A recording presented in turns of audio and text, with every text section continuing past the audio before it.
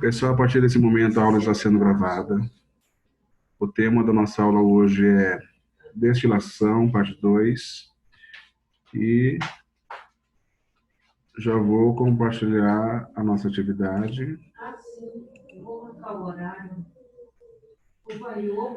Sempre tem um videozinho para ver. Vamos ver o videozinho juntos. Eu vou tomar conta aqui. Tá aparecendo aí o vídeo para vocês? Tchau. Garanta sua maquininha com 20% off. Mais máquina. Tá aparecendo o vídeo para vocês? Sim. Sim. Beleza. E prepare-se para vender muito na sua Black Friday.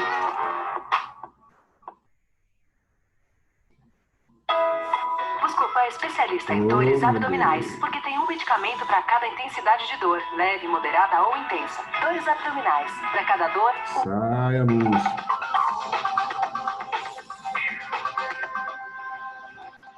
Rafael, passa aí. Na aula de hoje a gente vai ver os princípios aí que regem a operação de destilação. Como a gente já viu nas aulas anteriores, a separação dos componentes de uma mistura líquida por meio da destilação, ela vai depender da diferença de pontos de ebulição desses componentes presentes na mistura. E hoje a gente vai ver como entender melhor esse ponto de ebulição aí, de que forma ele é influenciado na operação de destilação. Então, o primeiro conceito que a gente precisa lembrar é o de pressão de vapor. A pressão de vapor nada mais é do que a pressão que o vapor exerce sobre o seu líquido.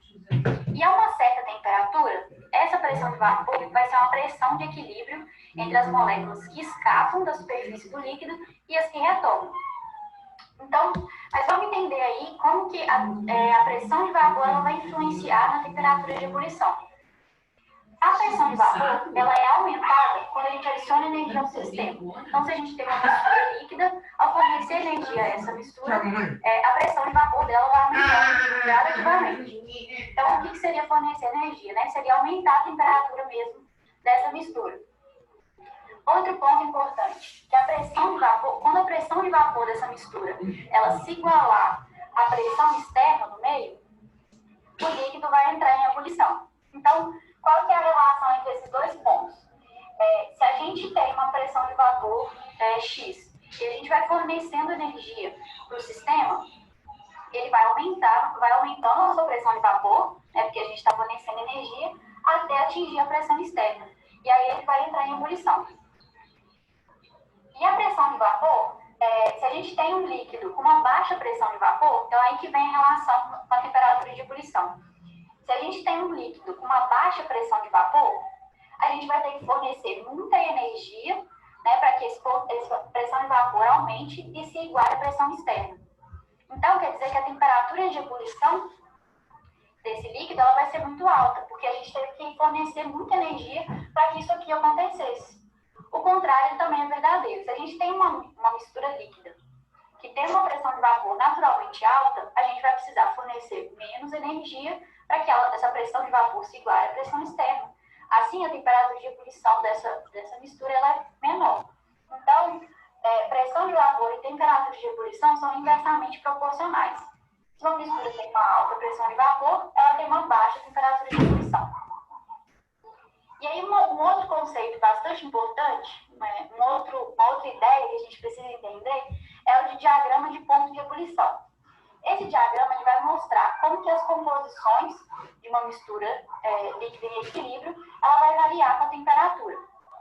Então, vamos considerar lá aquela mistura que a gente viu lá no começo, né? Uma mistura binária lá dos componentes A e B. A primeira informação que a gente consegue tirar desse diagrama de ponto de ebulição são as temperaturas de ebulição do componente A e do componente B. A temperatura de ebulição do componente A vai ser quando a sua fração molar for igual a 1. Então, ou seja, quando B for igual a 0. A fração molar de B for igual a 0. E isso acontece nesse ponto aqui.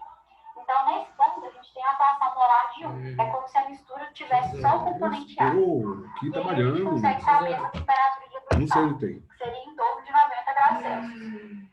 Da mesma forma, a gente consegue também saber a temperatura de ebulição do componente B. Por quê? Se aqui nesse eixo a gente tem a representação da concentração molar do componente A.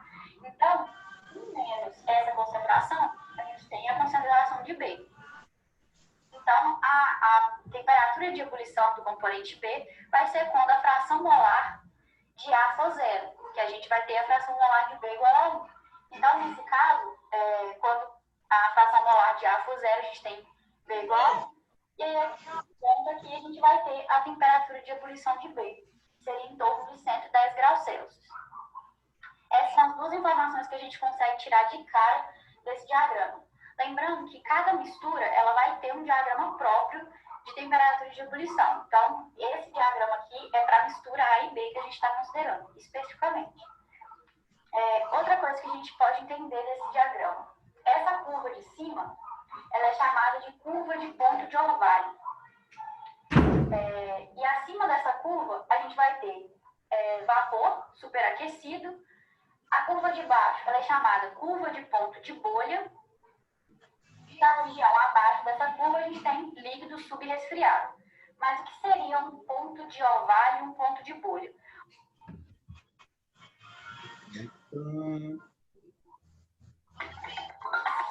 Vou voltar. Tá. Pessoal, uma pergunta para vocês, que eu tô... Aqui é a ventilação parte 1, né? Isso. Isso. E eu botei para vocês, eu acho, o slide da ventilação parte 2. Isso que eu ia perguntar. Eu estava achando meio estranho. Eu vou colocar agora o correto, depois eu coloco de novo no grupo a parte certa, tá bom? Deixa aqui só... Tá certo. Eu estava achando estranho, meu Deus do céu, eu não falei de destilação ainda, como é que eu coloquei o negócio 2? Mas... Eu tava lendo, não tava entendendo nada. Falei, oxe. Ainda bem que tá aí tempo de arrumar. Tenha vontade de terminar o ano. Ou vontade que acabe logo.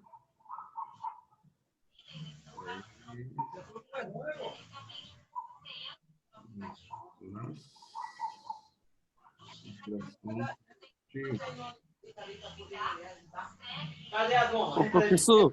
Oi. Esse ano o senhor sabe se vai ter vestibulinho? Eu acho que nem o prefeito sabe. Nós estamos aguardando também essa resposta, viu? Meu aluno. Assim que tiver resposta, vai ser publicado no Diário Oficial, porque... Como é que vai ter primeiro ano que vem? Vai ter que entrar gente. Agora, a dúvida que o pessoal está tendo na secretaria, na prefeitura, é que por causa da pandemia... Aí eles estão pensando em aproveitar as notas fundamental. Tem alguém com o microfone aberto aí, o pessoal falando alto. Então, a gente está aguardando a resposta, deve sair por esses dias, porque eles estão atrasados. Assim que for fechado o assunto, vai ser amplamente divulgado, colocado no Diário Oficial, o Luciano bota em todos os grupos, no Facebook, no Instagram, vai ser amplamente divulgado. Podem ficar tranquilos.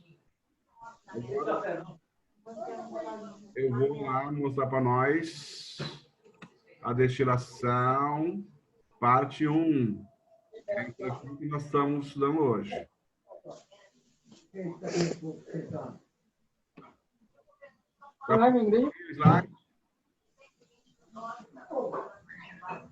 Pessoal, se tiver alguma dúvida, vocês vão falando, por favor. A explicação pode me interromper. Então, vamos lá.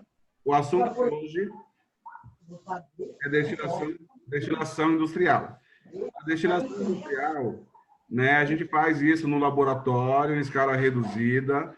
Ela é uma operação de separar os líquidos miscíveis que se misturam, que formam substâncias, né, formam soluções, porque não dá para enxergar, né, a diferença entre eles.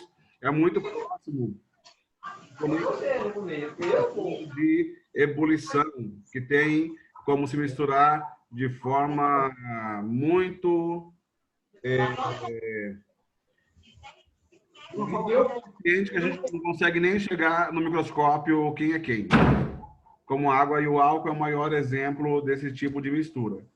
E na indústria nós temos aí o petróleo, né? O petróleo ele é uma mistura de vários componentes que estão lá. Uma única fase, a gente para separar tem que usar a destilação. A destilação não é usada só para petróleo e álcool, usa também para solventes e outros produtos que têm afinidades como líquidos polares se misturam com polares, né? Se solubilizam. E os líquidos apolares, polar em água, água é polar, álcool é polar, por isso que se dissolve um ao outro. A gasolina é apolar, daí tem os outros solventes, como o benzeno, que é apolar, e eles se dissolvem mutuamente. Para separar esse tipo de mistura homogênea, é só usando o processo de destilação. Continuando,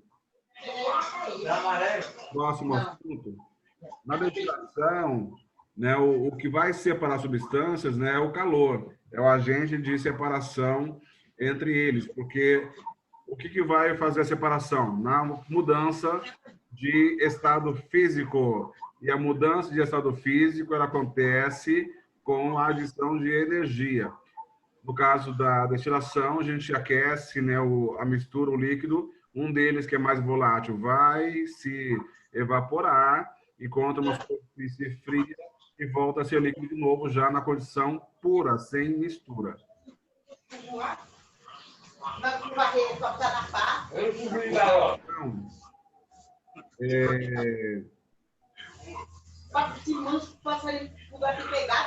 Então, tem alguém com o microfone ligado?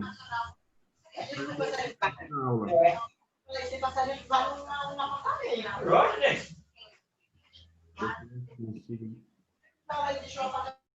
Pronto, agora melhorou. Vamos lá. Voltando para a nossa aula. Qual que é a importância da destilação na indústria?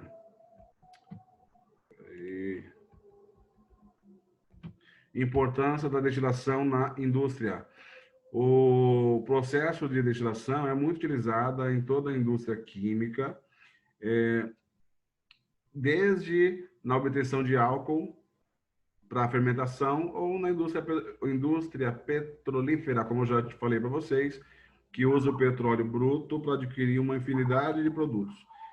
Costuma-se dizer que o petróleo é o bombril da química, serve para 1001 utilidades. Aí na figura tem o exemplo do petróleo, que ele é usado aí para fazer gás de cozinha, gasolina, solvente,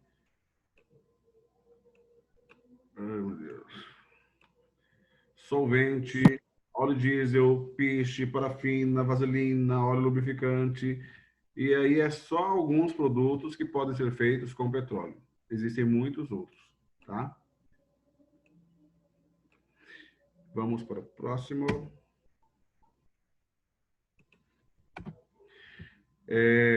Para entender bem a destilação, preciso conhecer os conceitos fundamentais. Um deles é a volatilidade.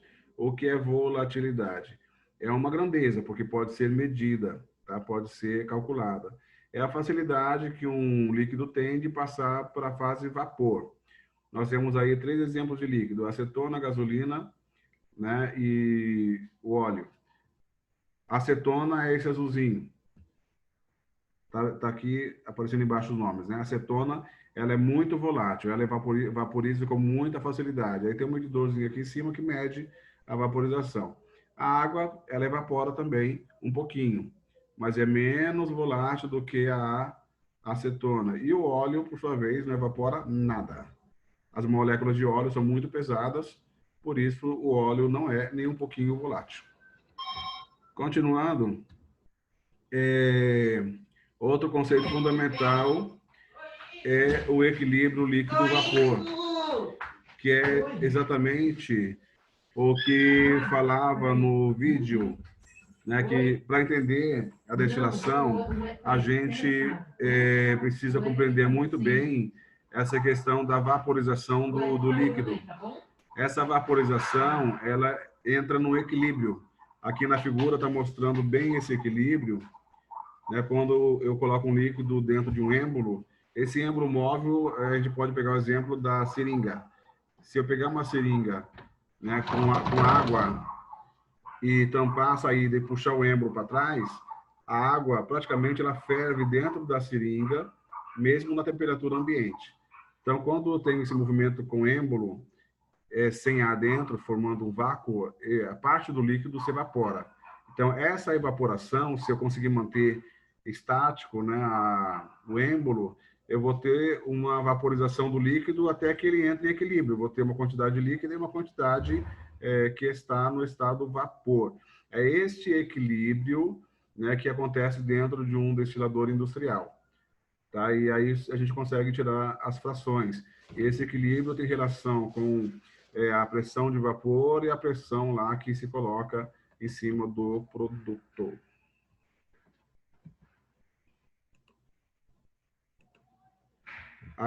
Aí vem os tipos de destilação. O primeiro tipo de destilação chama destilação por batelada. É como se fosse uma panela de pressão, né? Coloca ali os reagentes dentro, esses reagentes vão ter a sua produção, né? Uma parte dele vai evaporar, vai ser recolhido lá num recipiente. Esse tipo de destilação é o que a gente faz no laboratório. A gente coloca lá dentro do balão de destilação os componentes, né? Aí faz a destilação, recolheu, acabou de sair o componente, já acabou a destilação. Aí, se eu quiser fazer de novo, eu tenho que renovar as substâncias e fazer tudo de novo. Na indústria também acontece isso. Destilação que tem começo, meio, fim. Acabou, tem que tirar o resíduo de dentro, preparar o reator, o destilador, para poder fazer tudo de novo. O próximo é a destilação em um único estágio, né? A alimentação ela entra, é aquecido aqui, mostra um aquecedor, aí geralmente entra no meio da coluna, a parte pesada vai para baixo, a parte leve vai para cima, né? Em cima a gente tira aí a fase leve, embaixo a fase pesada. O vapor que está entrando na alimentação, ele vai enriquecer subindo para cima, né? E a parte líquida ou a parte pesada vai se concentrar na saída de baixo, que é chamado de líquido residual. A destilação fracionada, né, é o tipo de destilação mais usada na indústria e geralmente se separa várias frações. O maior exemplo desse tipo é a destilação do petróleo. O petróleo ele entra na coluna pelo meio, tá, e vai sendo separado. Você está sendo visto? Eu estou sendo visto. Bom, tá sendo visto. Ele está sendo separado, né, em várias frações. Embaixo é a parte pesada, que são os resíduos. Aqui mais acima o óleo lubrificante, depois o óleo combustível, em seguida o querosene, gasolina e o gás que sai lá em cima. Então o gás de cozinha é o que sai no topo da coluna. A torre de destilação, né, é esse equipamento aqui que nós enxergamos lá na refinaria, olhando da estrada. É nesse equipamento que acontece a destilação do petróleo. Em alguns processos faz até o craqueamento. O que é o craqueamento? É a quebra das moléculas do petróleo para poder render mais. Então, dentro dessa torre, eu consigo fazer uma mistura aí do processo químico com o processo físico-químico, porque um destilador simples, ele vai só separar o que já tem no petróleo. Mas existe como a gente quebrar as moléculas e produzir, por exemplo, mais gasolina ou mais óleo diesel. Hoje existe essa possibilidade dentro da engenharia química, né?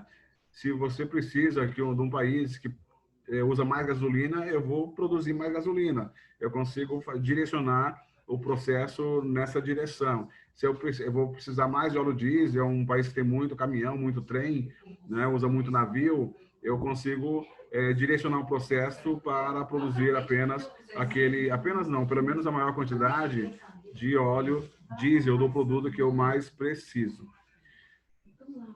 Aí vem os tipos do destilador na parte de dentro. Na parte de dentro do destilador, nós temos aqui o destilador de bandejas com pratos borbulhadores.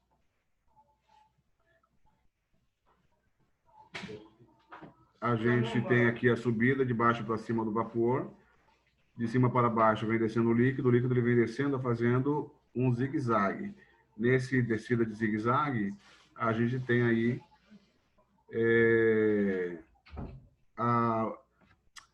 o enriquecimento da parte pesada, que é o líquido que vai descendo, e a parte leve vai subindo. Outro tipo de coluna é com pratos perfurados. Como o nome já diz, o prato tem vários furinhos. O vapor ele vai de baixo para cima por dentro dos furos. Ele passa por dentro do líquido, né, fazendo bolinhas, né? Nessas bolinhas ele consegue arrastar o vapor que está presente no líquido. Então ele vai arrastando a parte mais leve sempre para cima. E a parte de líquido vai arrastando o que é mais pesado. Então, assim, as frações de porcentagem, quanto tem de vapor, quanto tem de líquido, que se expressa na forma de produto, ele vai enriquecendo sempre para cima.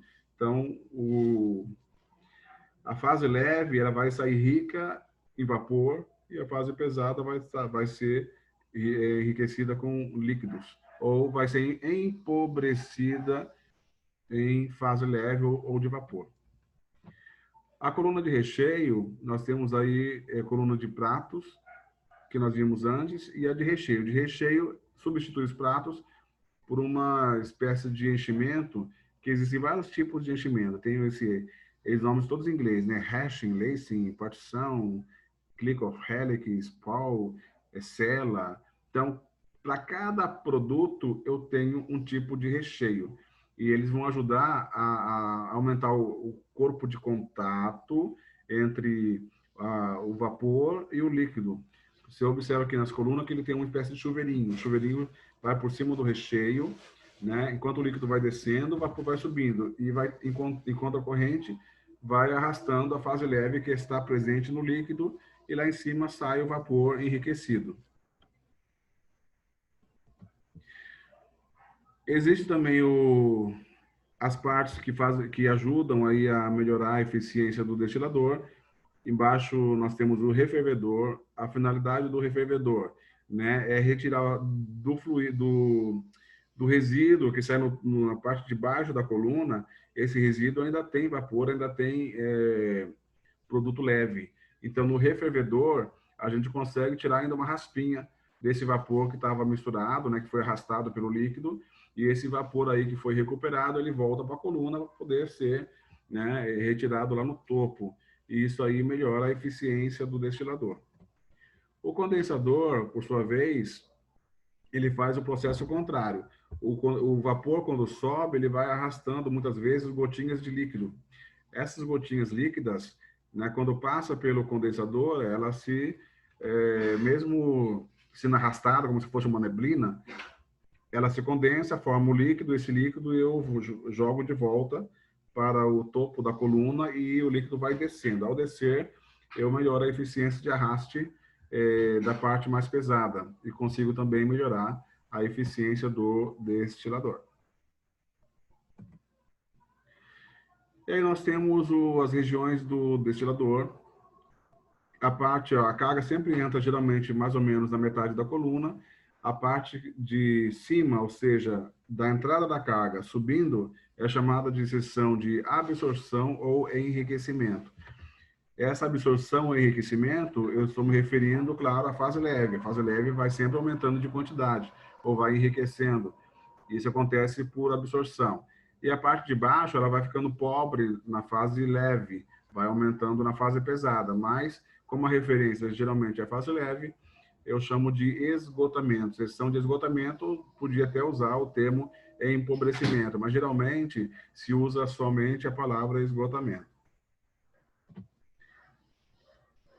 E aí, na fase aí do esgotamento, nós temos o refervedor, né, que fica na parte de baixo da coluna, na base da coluna. Nessa parte aí fica onde sai a parte mais pesada, né, do componente da coluna.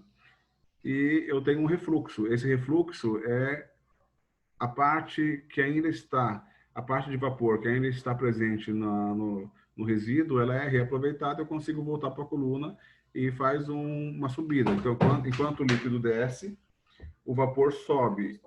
E nisso a gente tem como fazer o cálculo aqui do balanço de massa global e também eu posso conseguir fazer o cálculo somente pelos componentes, tá? Da parte leve ou da parte pesada. Eu não vou fazer os cálculos com vocês porque realmente o tempo não permite, nem as condições da aula pela internet assim, hoje está meio complicado. Então, o balanço material. O balanço material é baseado na lei da conservação das massas. A massa aí é do Lavoisier, que lançou essa teoria.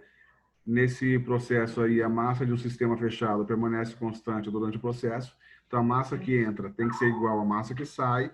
Se existe uma diferença porque acontece algum acúmulo no sistema, esse acúmulo, uma hora, vai ter que sair. Então, às vezes, acontece que entra mais massa e sai menos massa. Onde é que fica a diferença? Fica no caminho.